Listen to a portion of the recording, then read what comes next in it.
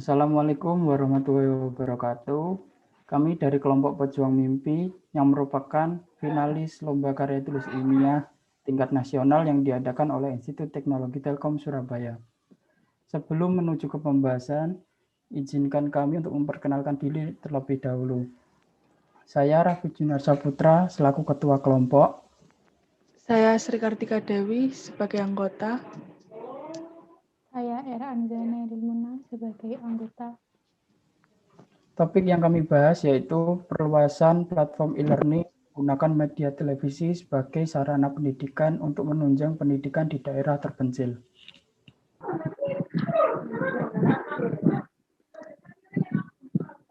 Latar belakang dari masalah ini yaitu proses pembelajaran adalah sarana yang diberikan oleh pendidik dalam membagikan ilmunya kepada para siswa. Pada saat ini, pembelajaran dilakukan secara online untuk menghindari penyebaran COVID-19. Adanya pandemi COVID-19 ini memaksa pemerintah untuk meliburkan sementara kegiatan belajar mengajar sejak bulan Maret lalu. Pembelajaran yang umumnya dilakukan secara tatap muka atau langsung kini terhalang oleh pandemi COVID-19, sehingga pembelajaran harus dilakukan secara daring atau dalam jaringan melalui e-learning dengan menggunakan akses internet. Penutupan sekolah sejak Maret menyulitkan hampir 60 juta pelajar Indonesia untuk mengikuti program PJJ atau pembelajaran jarak jauh, karena terbatasnya akses internet, listrik, dan pilihan pembelajaran. Tujuan dari penulisan karya tulis ilmiah kami adalah dalam hal ini perlu adanya cara untuk mengkaji perluasan e-learning multiplatform agar bisa diakses di platform yang dimiliki oleh hampir semua orang, yaitu televisi. Dengan terciptanya e-learning multiplatform yang bisa diakses di televisi akan membantu proses pembelajaran dan sangat bermanfaat bagi siswa yang terkendala pembelajaran daring melalui internet.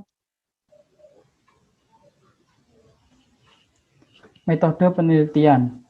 Pada metode penelitian ini, kami menggunakan metode studi literatur dan penyebaran survei. Dalam hasil survei yang telah disebar, memperoleh suatu data yang telah terkumpul dan membuat kesimpulan yang berlaku untuk umum. Metode literatur yang digunakan dalam penulisan karya tulis ilmiah ini bersumber dari artikel dan jurnal online yang berkaitan dengan judul karya tulis ilmiah ini.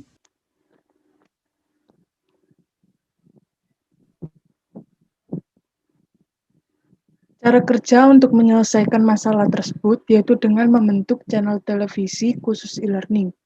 Untuk pembelajaran daring via televisi, bisa menggunakan channel baru yang akan dibentuk khusus untuk pembelajaran daring melalui e-learning. Partisipan yang mengikuti pembelajaran via televisi bisa dilihat melalui layar operator channel tersebut. Untuk mengakses hal tersebut, bisa berlangganan pada saluran televisi e-learning melalui operator. Jika siswa memiliki pertanyaan, bisa langsung mengirim SMS atau WhatsApp pada nomor yang tertera pada saat tayangan pembelajaran. Kemudian, pertanyaan yang masuk akan langsung dijawab oleh pengajar secara live. Bisa juga bertanya dengan cara memindai barcode yang ditayangkan pada sesi tanya jawab. Setelah memindai barcode, akan diarahkan ke website berupa kuesioner yang berisi kolom untuk bertanya.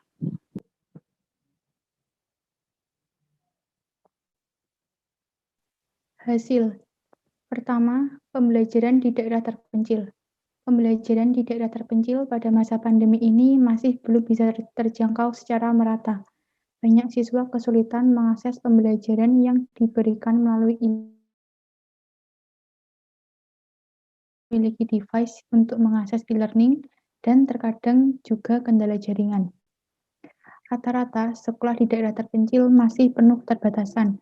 Kurang meratanya penyebaran listrik, belum lagi berbicara tentang keterbatasan sumber daya manusia atau guru pendidik di daerah terpencil, karena kebanyakan masih memanfaatkan masyarakat sekitar sebagai tenaga pendidik dengan keterampilan mengajar yang seadanya.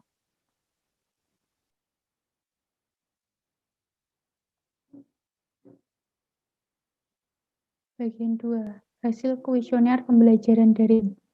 Penelitian ini mengambil kasus kendala pembelajaran daring yang dirasakan oleh para siswa yang terkendala jaringan internet dan device yang kurang memadai. Untuk mendapatkan data, kami menyebarkan survei agar mendapatkan data yang valid. Banyak responden yang telah mengisi survei ada 64 orang dengan jenjang yang berbeda. SD MI sederajat sebanyak 1 siswa atau siswi, SMP MTS sederajat sebanyak 3 siswa atau siswi, SMA MA SMK sederajat sebanyak 17 siswa atau siswi, dan perguruan tinggi sebanyak 43 mahasiswa atau mahasiswi.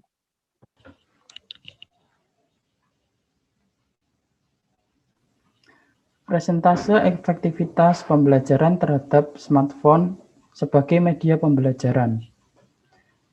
Yang berwarna biru adalah responden yang menyatakan iya sejumlah 23 responden. Kemudian yang berwarna hijau memilih untuk mungkin atau ragu-ragu dengan responden 23 responden.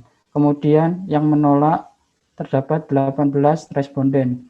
Responden yang menyatakan setuju memungkinkan jikalau jaringan internet lancar dan smartphone memadai untuk mengikuti pembelajaran secara daring.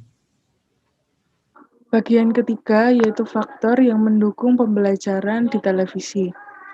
Yang pertama, memudahkan siswa yang belum memiliki device untuk mengakses e-learning seperti laptop ataupun smartphone bisa menggunakan televisi sebagai sarana belajar. Yang kedua, pembelajaran tidak menghabiskan banyak biaya untuk membeli paket data internet. Yang ketiga, memudahkan siswa yang berada di daerah terpencil dengan sinyal atau jaringan belum stabil jika mengakses pelajaran melalui laptop ataupun smartphone. Kemudian yang terakhir yaitu kesimpulan. Kesimpulan dari penulisan karya tulis ilmiah kami yaitu pandemi COVID-19 yang telah merajalela di Indonesia ini menimbulkan banyak efek negatif untuk semua sektor. Salah satunya yaitu sektor pendidikan. Pendidikan yang awalnya dilaksanakan secara tatap muka langsung antara pendidik dan siswa, kini harus berganti menjadi pembelajaran daring dengan menggunakan media elektronik seperti smartphone, laptop, komputer, ataupun televisi. Namun, pembelajaran daring menggunakan media elektronik yang memanfaatkan internet dirasa kurang efektif karena banyak siswa di daerah terpencil yang tidak dapat mengakses pembelajaran tersebut.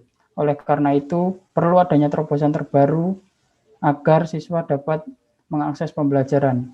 Dengan diberikan channel e-learning, siswa di daerah terpencil dapat mengakses pembelajaran dengan cara menggunakan televisi sebagai media pembelajaran. Sekian dari kelompok kami. Wassalamualaikum warahmatullahi wabarakatuh.